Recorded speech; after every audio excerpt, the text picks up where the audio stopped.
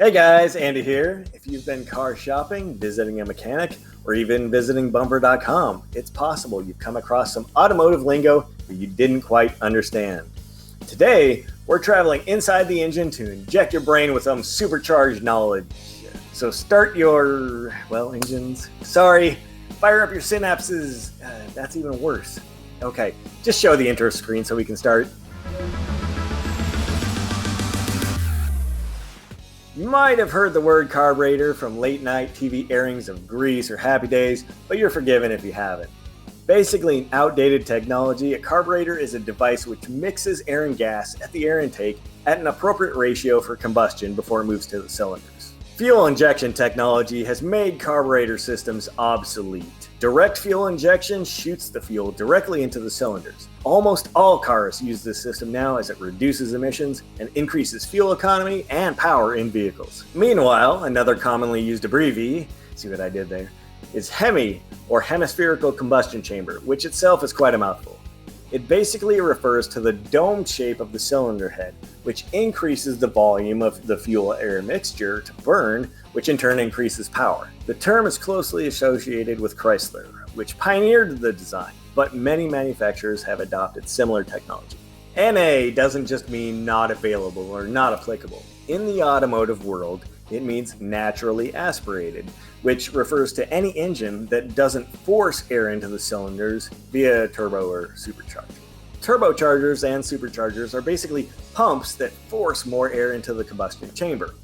A turbocharger is powered by a turbine connected to the exhaust manifold. A supercharger, on the other hand, is powered by a belt connected to the crankshaft.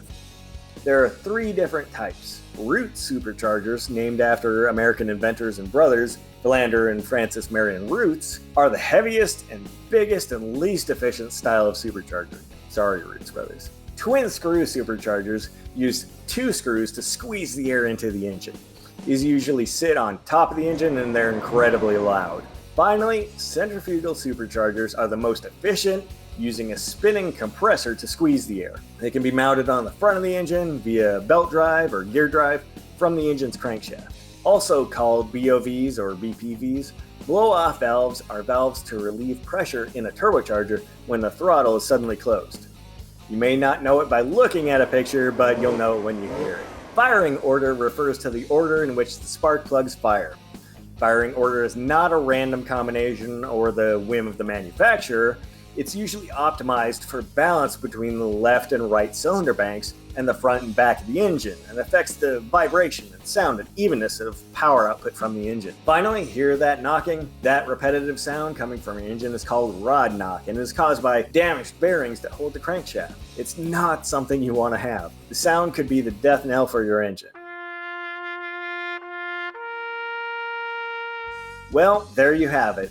A roundup of engine car terms that will hopefully help you on your next trip to the dealer, mechanic, or Indy 500. Was there anything we didn't cover or car terms you'd like us to define in our next video? Leave us a comment with your burning questions below.